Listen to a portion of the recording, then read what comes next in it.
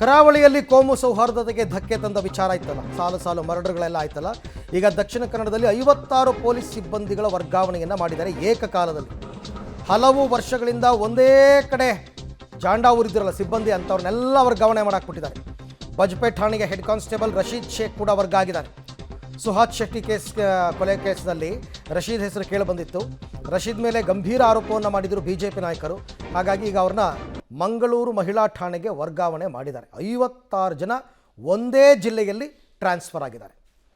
ಯಾಕೆ ಅಂತಂದರೆ ಇವರೆಲ್ಲರೂ ಕೂಡ ಕರ್ತವ್ಯ ಲೋಪವನ್ನು ಎಸಗಿದ್ದಾರೆ ಅಂತಕ್ಕಂಥ ಆರೋಪ ಇದೆ. ಕೆಲವರೆಲ್ಲ ಶಾಮೀಲಾಗಿದ್ದಾರೆ ಅಂತಕ್ಕಂಥ ಆರೋಪ ಇದೆ.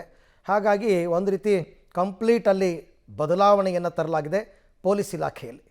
56 ಪೊಲೀಸ್ ಸಿಬ್ಬಂದಿಯನ್ನು ಬೇರೆ ಬೇರೆ ಪೊಲೀಸ್ ಸ್ಟೇಷನ್ಗಳಿಗೆ ವರ್ಗಾವಣೆ ಮಾಡಿದ್ದಾರೆ. ಆಯಕಟ್ಟಿನ ಕೆಲವು ಸ್ಟೇಷನ್ಸ್ ಅಂತ ಏನಿರುತ್ತವೆ ಅಲ್ಲಿಗೆ ದಕ್ಷ ಅಧಿಕಾರಿಗಳನ್ನು ನೇಮಿಸಿ ಮತ್ತೊಂದು ಈ ರೀತಿ ಪ್ರತೀಕಾರದ ಕೊಲೆಗಳಾಗಲಿ ಹಿಂಸಾಚಾರ ಆಗಲಿ ಏನೂ ನಡೀಬಾರ್ದು ಅಂತ ರಾಜ್ಯ ಸರ್ಕಾರ ಸ್ಟ್ರಿಕ್ಟ್ ಸೂಚನೆಯನ್ನು ಕೊಟ್ಟಿದ್ದಾರೆ.